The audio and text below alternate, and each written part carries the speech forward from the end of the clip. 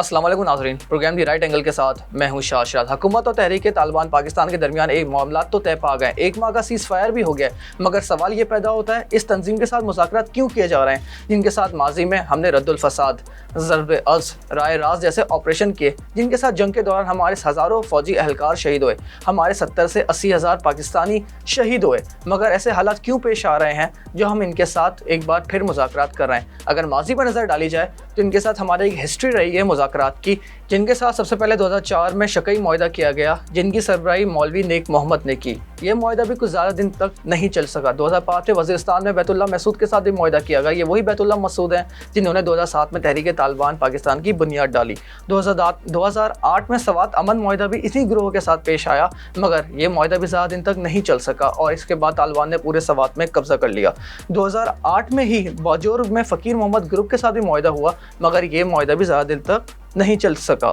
2006 میں حافظ گل بہادر گروپ کے ساتھ بھی میران شاہ معاہدہ پیش آیا، مگر یہ معاہدہ بھی کافی دنوں تک نہیں چل سکا۔ 2014 میں بھی ایک معاہدے کی کوشش ہوئی تھی اسی گروہ کے ساتھ، مگر اس کے بعد انہوں نے جو کراچی ایئرپورٹ پہ حملہ کر دیا، جس کے نتیجے میں 30 لوگ ہمارے شہید ہوئے۔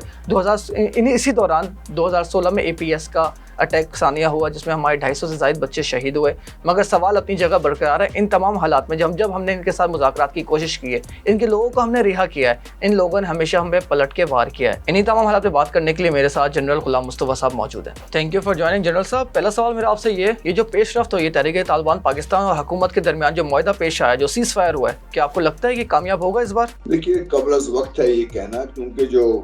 ماضی کے میں تجربات ہیں لوگوں کے ساتھ وہ تو اتنے پلیزنٹ نہیں ہیں۔ جب بھی معاہدے کیے حکومت نے، اور شاید 7 یا 8 معاہدے کیے تھے، ہمیشہ انہوں نے ان معاہدوں کی خلاف ورزی کی، بلکہ پاکستان پہ باقاعدہ یہ اسٹیٹ پہ حملہ آور بھی رہے۔ تو ان کا کس حد تک یہ معاہدوں پہ عمل کریں گے اور کون ان معاہدوں کی گارنٹی دے گا، اور اگر یہ معاہدوں کی خلاف ورزی کرتے ہیں تو پھر ان کو کیا سزا دی جائے گی، اور کون سزا دے گا اور کس طریقے سے سزا دے گا، یہ بہت بڑے بڑے سوال ہیں جو ابھی تک سامنے آئے بھی نہیں ہیں اور ابھی کسی نے پوچھے بھی نہیں ہیں۔ سر، اگر ماضی میں نظر ڈالی جائے، وہ بیت اللہ مسعود کے ساتھ معاہدے ہو یا شقیع معاہدہ ہو، جب ہم نے ان کے لوگ رہا کیے، یہ بعد میں پلٹ کے ہم پہ حملہ آور ہوئے ہیں، تو سر اس بار آپ کو کیا لگتا ہے یہ جو معاہدہ پیش آئے، جو سیز فائر ہوا، یہ کامیاب ہوگا؟ اس پہ آپ کا انالیسس کیا کہتا ہے؟ دیکھیے، جو بات چیت ابھی تک سامنے آئی ہے کہ اخوان طالبان اس معاہدے کے گارنٹی تو نہیں کہوں گا، ثالثی وہ کر رہے ہیں اس میں،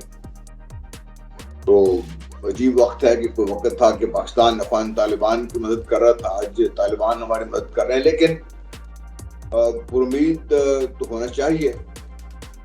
میں طالبان سے بھی سوال یہ پوچھنا چاہتا ہوں کہ بھئی افغان طالبان، اگر یہ اس وقت تک اتنے عرصے سے یہ موجود تھے افغان سرزمین پر، یہ لوگ، اور باقاعدہ پاکستان کو نقصان پہنچا رہے تھے، اور افغان طالبان اس کو دیکھ بھی رہے تھے، تو کیا افغان طالبان اگر آج ان کو معاہدے کی میز پر لا سکتے ہیں تو اس وقت کیوں نہیں ان کو روکا گیا، اس وقت کیوں نہیں انہوں نے اپنا اثر و رسوخ استعمال کیا؟ اور آج جب ہم یہ بات کر رہے ہیں اور کہہ رہے ہیں کہ افغان طالبان اس کی گارنٹی دینے کو تیار ہیں یا کوئی اور گارنٹی دینے کو تیار ہے، تو کیا وہ گارنٹیز کتنی دیر پا ہوں گی؟ کہ افغان طالبان کی اپنی حکومت کو بھی تک کسی نے تسلیم نہیں کیا، اور وہ اسٹل ان دا ایئر ہے، اس وقت کوئی گراؤنڈ پہ فلی اسٹیبلش نہیں ہے۔ کل کو خدا نہ خواستہ اگر طالبان افغانستان میں کمزور پڑتے ہیں، اس معاہدے کی کیا شکل ہوگی؟ تو بہت سارے سوال ہیں، قبل از وقت تو ہوں گے شاید، لیکن سوال تو ضرور ڈیفینیٹلی اٹھ رہے ہیں یہ، اور میں تو ان طریقے طالبان کو کم از کم ذاتی طور پہ ٹرسٹ کرنے کو تیار نہیں ہوں، کیونکہ جب ایک دفعہ نہیں کئی دفعہ ان کے ہاتھوں ڈسے جا چکے ہیں، اور اب بھی ہم یہ دیکھ رہے ہیں کہ جو بات چیت چل رہی ہے، لیٹس سی، سیز فائر تو ہولڈ کر رہا ہے ابھی تک، تو آگے چل کے کیا ہوگا، کیسے یہ سب کچھ عمل میں آئے گا، اور پھر جو ہارڈ کور ایلیمنٹس ہیں ان میں سے کچھ تو ہیں جو بامر مجبوری شامل ہو گئے ہیں، کچھ جینوئنلی اپنے گھروں کو واپس آنا چاہتے ہیں اور وہ اتنے سنگین جرائم میں ملوث نہیں ہیں، لیکن کچھ ایسے لوگ ہیں جن کی نہ صرف یہ کہ وہ جرائم میں ملوث رہے ہیں، بلکہ وہ غیر ملکی طاقتوں کے بل بوتے پر ان سے پیسے لے کر، ان سے ٹریننگ لے کر پاکستان کی اسٹیٹ پہ حملہ ہو رہے ہیں۔ تو یہ سوال تو ہے بہت سارے، دیکھیے ابھی کیا ہوتا ہے۔ सर ये आपकी बातें सही हैं, मगर सर जैसे प्राइम मिनिस्टर इमरान खान साहब ने एक तो टीवी को इंटरव्यू में कहा था कि अगर तहरीक तालिबान पाकिस्तान हथियार डाल दे तो हम उनको माफ़ कर देंगे और वो आम शहरियों की तरह रह सकते हैं, और उनकी बात चल रही है कुछ ग्रुप्स के साथ। तो अगर सर एक ग्रुप के साथ हमारे मुज़ाकरात चल रहे हैं, हम उनके साथ मुआहदा कर लिया, मगर सर जो इसमें और जो दूसरे ग्रुप्स हैं अगर वो हथियार नहीं डालें और वो इस सीज़ फायर की खिलाफ वर्जी करें, तो सर इसकी गारंटी कौन लेगा? देखिए यही तो है ना, ये सवाल तो बहुत सारे हैं। ये आज एक ग्रुप मुआहदा करके कल दूसरे ग्रुप के नाम पे साथ उनके साथ शामिल हो जाएं तो फिर क्या करेंगे आप इसको? बहरहाल एक और चीज जो है हमें ये भी ज़हन में रखनी चाहिए कि इस किस्म की जो बातचीत जब चलती है तो इसके कई मकासद हैं। एक तो उनको सीज़ फायर पे ले आए हैं, उनको उनकी आइडेंटिफिकेशन हो जाएगी, उनके जहाँ पर है वो पता चल जाता है। फिर ये जो फिट एलिमेंट्स हैं, जो कमजोर लोग हैं, जो मजबूरी के तहत साथ, उनको अलहदा कर दिया जाएगा। तो उसके बाद जो हार्ड कोर है शायद उनको डील करने के लिए और तरीके इस्तेमाल किया जाए। लेकिन गारंटीज जो है वो स्वाय इसी के जब वो पाकिस्तान आ जाएं और पाकिस्तान की स्टेट में साथ डील करे और इस तरीके से डील करे कि आइंदा किसी को जरूरत ना हो, वो चीज़ें बड़ी इम्पोर्टेंट है पाकिस्तान के लिए, पाकिस्तान के अवाम के लिए, खासतौर पर उन लोगों के लिए जिन्होंने अपने प्यारे इनके हाथों खो दिए हैं पाकिस्तान के। वो तो शायद इस चीज़ को कबूल कर लेंगे कि कुछ मुल्क की वसीतर मफाद में अगर अमन के लिए हम ये समझते हैं कि इनका हथियार डाल देना और पाकिस्तान के मेन धारे में शामिल हो जाना अमन की गारंटी हो सकता है, तो फिर तो शायद दुनिया कबूल करने को तैयार होगी। लेकिन वेरी हार्ड सेल, इतना आसान नहीं होगा ये अवाम के लिए भी, और इस फैसले को आगे लेके चलना भी, इसके लिए स्पेशल एफर्ट्स करनी पड़ेंगी। तमाम जो हमारी सियासी क़ुव्वतें हैं उनको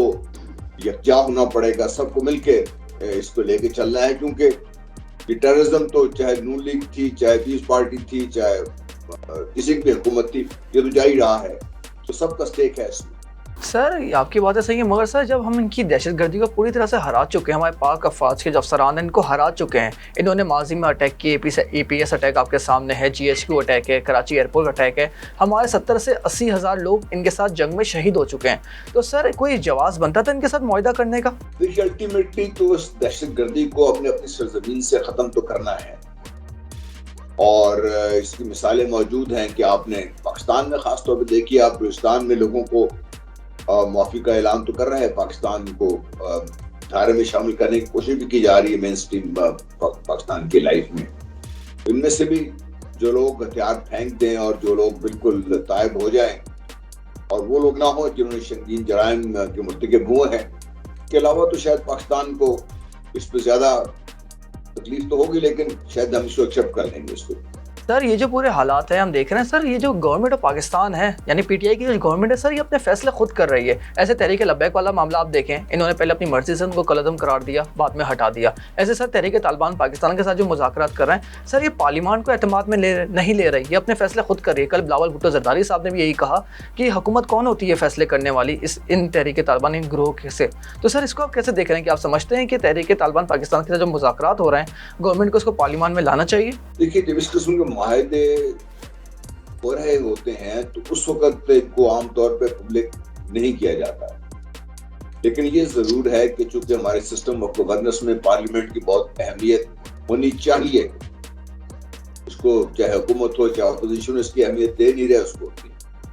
सारे फैसले तो पार्लियामेंट के ही होने चाहिए। लेकिन तमाम चीजें पार्लियामेंट में ओपन डिस्कशन के लिए नहीं लाई जाती,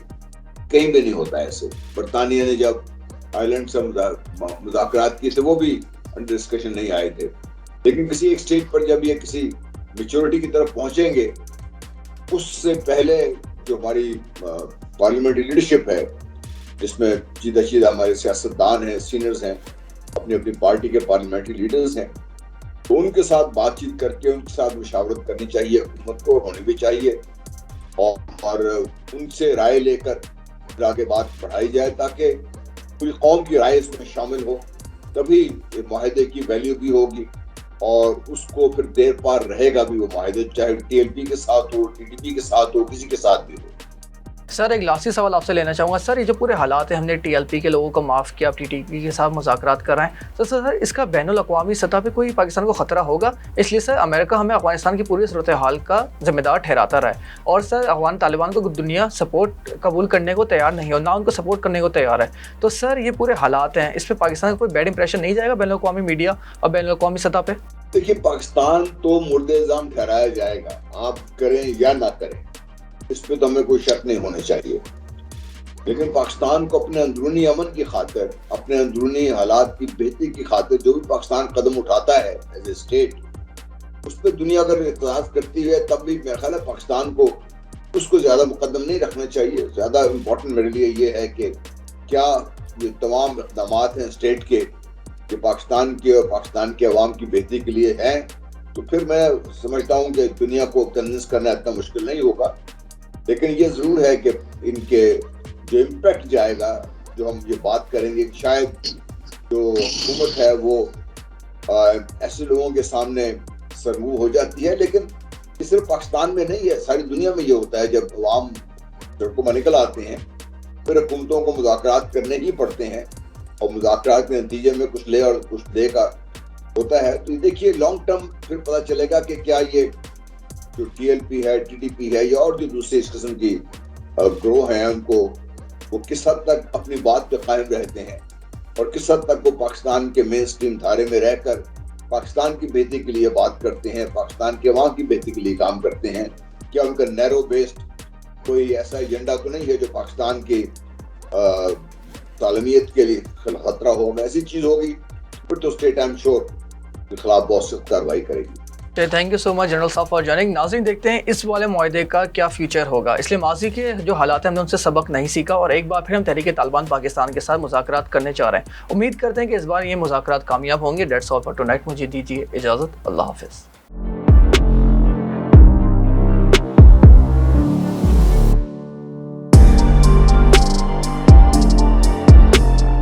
वॉइस ऑफ नेशन की वीडियोस देखने के लिए हमारा चैनल सब्सक्राइब कीजिए और बेल के आइकॉन पर क्लिक कीजिए ताकि आप हमारी तमाम आने वाली वीडियो से बाखबर रह सकें।